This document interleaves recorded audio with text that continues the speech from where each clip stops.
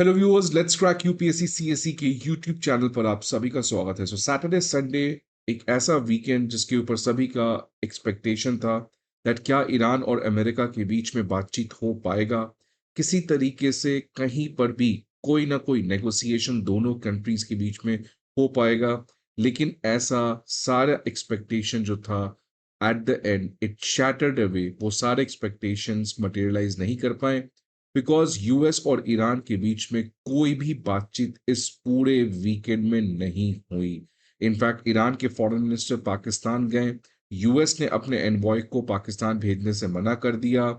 Iran के envoy भी पाकिस्तान में आए तो उनका कहना कुछ और था जो किसी ने एक्सपेक्ट नहीं किया, बिकॉज ईरान के फॉरेन मिनिस्टर ने अब एक नया प्रपोजल दे दिया है अमेरिका को, जो ऑब्वियसली अमेरिका को किसी भी कीमत पर एक्सपेक्ट नहीं होगा।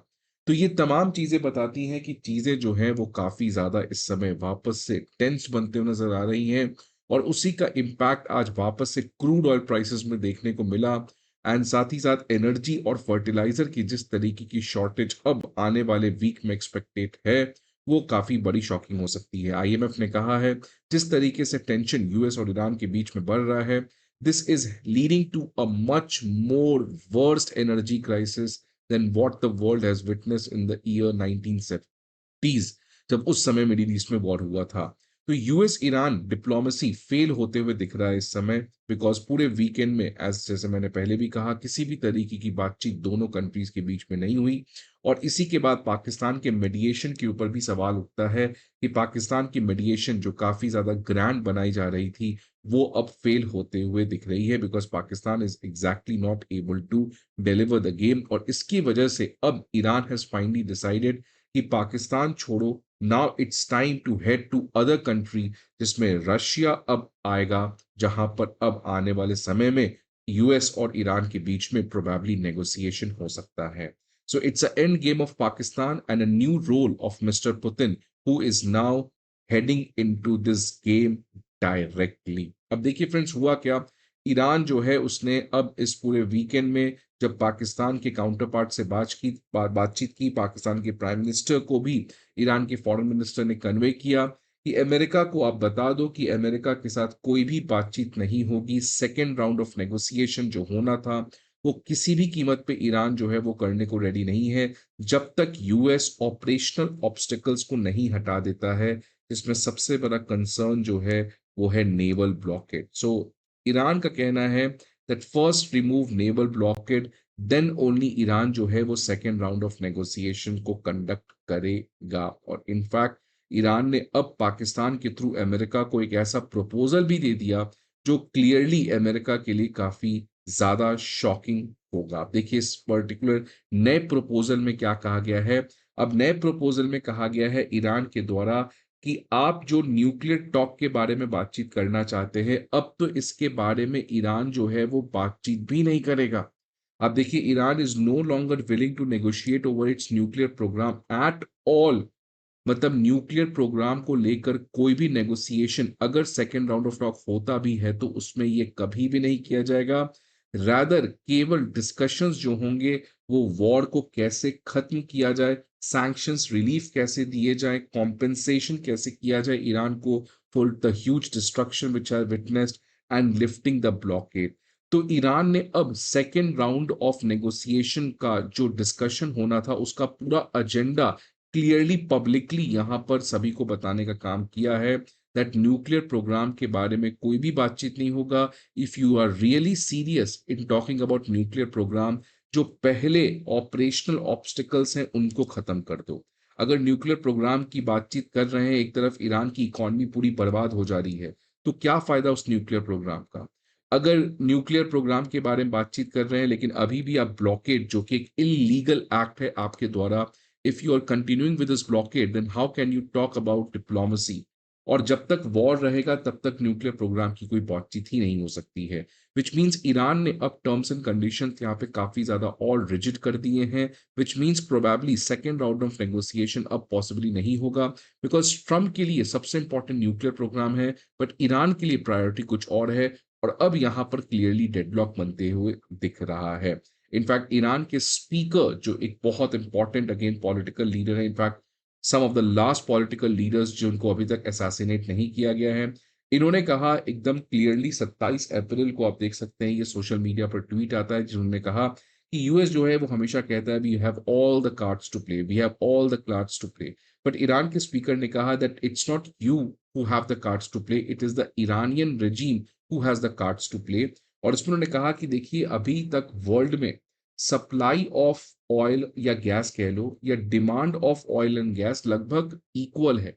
मतलब कोई बहुत बड़ा एनर्जी डिस्ट्रप्शन आप देखोगे नहीं हुआ है, क्योंकि जितना सप्लाई हो रहा है और डिमांड जो है वो दोनों इक्वल है। तो अगर 100 बैरल का सप्लाई है तो 100 बैरल का डिमांड भी है। एज सच इस समय सप्लाई जो है वो बहुत ही कम नहीं हुआ है डिमांड से, इसलिए इन्फ्लेशन जो है वो धीरे धीरे बढ़ रहा है। It is not increasing in a very rapid manner. और इसका रीजन है कि देखिए ईरान के स्पीकर का कहना है कि स्टेट ऑफ हॉर्मुज जो है जो सप्लाई को कंट्रोल करता है इसको अभी तक हमने कंप्लीटली खेला नहीं है। मतलब स्ट्रेट ऑफ हॉर्मुज अभी भी ईरान का है और अभी तक ईरान ने स्ट्रेट ऑफ हॉर्मुज को कंप्लीट ब्लॉक नहीं किया। ये तो ईरान ने कहा, अमेरिका ने नेवल ब्लॉकेट लगा रखा है इसलिए। कल को सोचो अगर हम इसको हमेशा के लिए ब्लॉक कर दे तो आपका वर्ल्ड में सप्लाई के साथ क्या होगा। अभी तक बब अल मंदाब स्ट्रेट तो अनप्लेड है, इसको तो अभी तक हमने प्ले भी नहीं किया, इसलिए सप्लाई वर्ल्ड में ठीक है। सोचो आप, मतलब ईरान के स्पीकर यहाँ पे वार्न कर रहे हैं कि अगर स्टेट ऑफ हॉर्मुज को we completely play, completely block, Bab al Mandab completely block, pipelines जितने भी मिडिल ईस्ट में हैं, क्योंकि आपको पता है सऊदी जो है वो स्टेट ऑफ हॉर्मुज से अब ऑयल ना भेजकर पाइपलाइन के थ्रू अपने वेस्टर्न कोस्ट से भेज रहा है। अगर इन पाइपलाइंस को ईरान डिस्ट्रॉय कर दे तो ईरान कह रहा है कि अगर अभी जो सप्लाई डिमांड के लगभग इक्वल आ रहा है, अगर इस तीनों चीज में से अगर हम कोई भी चीज को कंप्लीटली डिस्ट्रॉय कर दे, या तो पाइपलाइन या इन दोनों को कंप्लीट चोक कर दे, तो सोचो what is going to happen.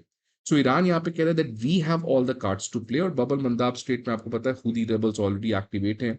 अगर डिमांड की बात करें तो डिमांड कहा जा रहा है ईरान का कि ये सप्लाई जो है वो डिमांड के इसलिए इक्वल है बिकॉज अभी तक कंट्री जो है वो अपने इन्वेंट्री से ऑयल रिलीज कर रही है। इसीलिए कंट्री जो है वो बहुत बड़े ऑयल क्राइसिस में इस समय नहीं है। Demand destruction because already economy जो है वो स्लो डाउन पे आ चुकी है, इसलिए डिमांड फॉर ऑयल वो भी कम हो चुका है। और कंट्री जो है वो प्राइस एडजस्टमेंट की है, जैसे गवर्नमेंट ऑफ इंडिया ने एक्साइज ड्यूटी कट किया है। तो यहाँ पे कहा जा रहा है कि सप्लाई इसलिए डिमांड दोनों इक्वल है। अब यहाँ पर अमेरिका को क्लियरली टॉन्ट करते हुए कहा जा रहा है कि अगर समर वेकेशन को आप राइट में ऐड कर दें, डिमांड में ऐड कर दें, तो सोचो हालत और क्या होगी। बिकॉज यूएस में समर आने वाला है और वहां पे समर वेकेशन बहुत आराम से मनाया जाता है, रिच कंट्री है, पैसे कोई दिक्कत नहीं है, आराम से लोग समर वेकेशन मनाते हैं। इस समय ऑयल प्राइसेस, गैस प्राइसेस काफी ज्यादा बढ़ जाते हैं because is a huge demand coming, people go for a long ride, people go for vacation and other things. तो अगर कल को यहाँ पर ये डिमांड में ऐड होता है तो ये प्रॉब्लम और बढ़ सकती है। मतलब यहाँ पे क्लियरली ईरान के स्पीकर कह रहे हैं that we have all the cards to play. और अभी तक fortunately supply is equal to demand, लेकिन कल को अगर सप्लाई में किसी तरीके का डिस्ट्रप्शन ईरान ला पाता है तो प्रॉब्लम बहुत ज्यादा बढ़ सकती है और ये वर्ल्ड के लिए काफी बड़ा प्रॉब्लम होगा। ट्रंप ने भी ईरान को वापस से धमकी दिया है कि अगर आप 3 दिन के अंदर सीज फायर के डेडलाइन को एक्सेप्ट नहीं करते हो तो ईरान के पाइपलाइंस, अगेन मतलब ट्रंप का सिविलियन इंफ्रास्ट्रक्चर के ऊपर वापस से अटैक आते हुए दिख रहा है। इन सभी चीजों के बीच में आप देख सकते हैं ब्रेंट क्रूड ऑयल वापस से $100 का जो एक साइकोलॉजिकल लेवल है उसको क्रॉस कर रहा है, which means world economy is heading towards a deep crisis because जब भी $100 बैरल ऑयल ज्यादा महंगा होता है तो प्रॉब्लम बहुत ज्यादा बढ़ जाती है। अब यहाँ पे आप देख सकते हैं कि क्लियरली एक बात तो ईरान को क्लियर हो चुका है that Pakistan is not fit to mediate US talks. Ebrahim Raisi जो ईरान के national security and foreign policy commission के ऑफिशियल स्पोक पर्सन है, उन्होंने अब क्लियरली पब्लिकली यहाँ पर सोशल मीडिया पे कहा है that Pakistan lacks the credibility required for mediation. In a statement on X describe Pakistan as a good friend, कि पाकिस्तान एक गुड फ्रेंड और नेबर है बट पाकिस्तान एक सुटेबल इंटरमीडियरी नहीं है।